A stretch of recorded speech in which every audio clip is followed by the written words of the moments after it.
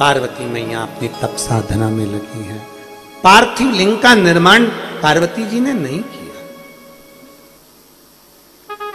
शिव महापुराण को अगर पढ़ेंगे तो आप उसमें पाएंगे। इसलिए हम बार बार कहते हैं सियोर वाले महाराज को सुनने से पहले गीता प्रेस गोरखपुर की शिव पुराण लेकर आओ और उसको पढ़ो। महाराज क्या बोल रहा है क्या नहीं बोल रहा है तुम्हारे समझ में आना चाहिए। शिव महापुराण को पढ़ोगे तो उसमें आएगा मोती का शिवलिंग का निर्माण होता है, मक्खन के शिवलिंग का निर्माण होता है, दधी शिवलिंग का निर्माण होता है, पीतल का शिवलिंग, पाषाण का शिवलिंग, पुखराज का शिवलिंग, पारत का शिवलिंग, हीरे का शिवलिंग, माणिक का शिवलिंग, स्वर्ण का शिवलिंग, चांदी का शिवलिंग, तांबे का शिवलिंग, लकड़ी का शिवलिंग, पत्थर का शिवलिंग, सब तरह के शिवलिंग का निर्माण होता है। गोमेद का शिवलिंग, नीलम का शिवलिंग, माउती का शिवलिंग, सारे शिवलिंग का निर्माण होता है। और किस किस चीज के लिए होता है, कौन से देवता ने निर्माण करा, कौन से देवता ने पूजन करी शिवलिंग की, वो उसका वर्णन आता है। प्रत्येक शिवलिंग का निर्माण होता है। उसको आप अब अगर बता दिया जाए कि ये शिवलिंग का निर्माण करो तो दुनिया के लोग करने लगे। बताओ महाराज ने फिर नया निर्माण बता दिया कि ये वाला शिवलिंग। पढ़ो, खुद पढ़ो, खुद स्मरण करो, खुद पढ़िए।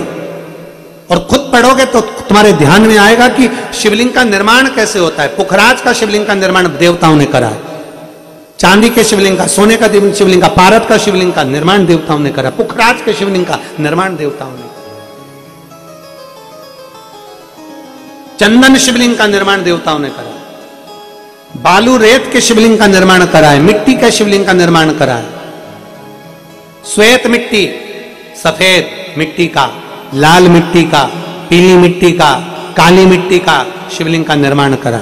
और यहां तक शास्त्र कहता है कि घर के अंदर जो शिवलिंग होता है वो छोटा होना चाहिए। ये अंगुष्ठ को उठाकर देखिए, आप अपने अंगूठे को उठाकर थाली में रखकर देखिए, बस उतना बड़ा शिवलिंग हो, उससे बड़ा शिवलिंग घर के अंदर नहीं हो। छोटे से छोटा शिवलिंग होगा उतना फलदायी होगा, जितना छोटा जितना छोटा। बाबा के शिवलिंग का कल हर थाली का तीज का पूजन करने वाली माताएं पार्थिव शिवलिंग का निर्माण करती है, पार्थिव पूजन करती। कब सीखा? जब माता पार्वती मैया तप कर कर करके हार गई और शिव तत्व प्राप्त नहीं हुआ, तब स्वयं भगवान नारायण आए, स्वयं भगवान नारायण।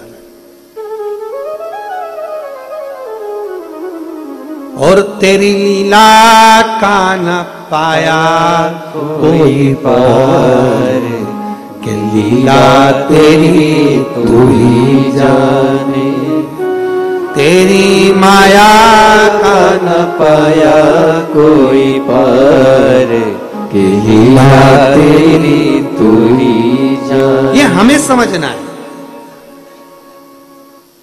पार्वती मैया थोड़ी क्रोध में थी। क्यों क्रोध? इतने दिन का तप करा, साधना करी, पर शिव तो प्रसन्न नहीं होते। भगवान नारायण ने एक बात बड़ी अच्छी कही, वो हम आप सबसे कहना चाहते हैं जितने लोग कथा सुन रहे हैं, सबको कहना चाहते हैं जो कथा सुन रहे हैं। पार्वती मैया ने कहा कि मेरे शंकर तो राजी नहीं होते, कितने कितने टेढ़े राजी नहीं होते। भगवान नारायण कहते हैं कि टेढ़े का और सीधे का संग होता है। सब सीधे सीधे मिल जाएं तो कोई गिनता ही नहीं है। इसीलिए घर में 3-4 बेटे हैं तो एक आध टेढ़ा होता ही है। और फिर घर के लोग कहते हैं कि बताओ गुरुजी हमारे 2-3 बेटे तो अच्छे हैं, 2 अच्छा है, 1 गड़बड़ है, 3 अच्छे हैं तो 1 गड़बड़ है। परिवार में अगर सब अच्छे हैं तो 1 गड़बड़ है। सारी बहुएं को सोचो कि सारी बहू एक जैसी मिल जाए तो नहीं मिल सकती, एक आध तो, और सोचे कि सारे बेटे एक जैसे मिल जाए तो ना, कुछ कुछ बोलने वाले नहीं मिलेंगे तो कुछ सीधे सीधे मिले। टेढ़े का और सीधे का साथ होता है। अच्छा तुम ईमानदारी से बोलो, धनुष सीधा है कि टेढ़ा? बोलो रे, जम के बोलो जरा। टेढ़ा। तीर सीधा, और अगर तीर भी टेढ़ा आड़ा हो जाए तो चलेगा ही नहीं काम। धनुष टेढ़ा होगा, तीर सीधा होगा तो लक्ष्य भी सीधा ही लगेगा, इसलिए सीधा। दोनों टेढ़े भी ना हो और दोनों सीधे भी ना हो। तो पति पत्नी का जो संबंध होता है, सास बहू का जो संबंध होता है, जेठ जेठानी का जो संबंध होता है, भाई भाई का जो संबंध होता है, वो ये रहता है कि एक अगर थोड़ा सा क्रोध वाला है तो एक नम्र है, एक सीधा एक टेढ़ा, चलेगा।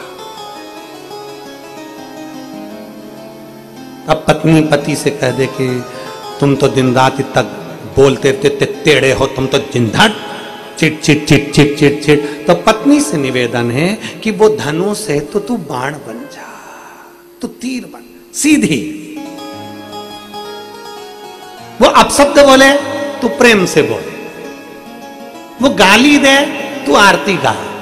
तेरा तुझको अर्पण क्या लागे मेरा स्वामी, क्या लागे मेरा।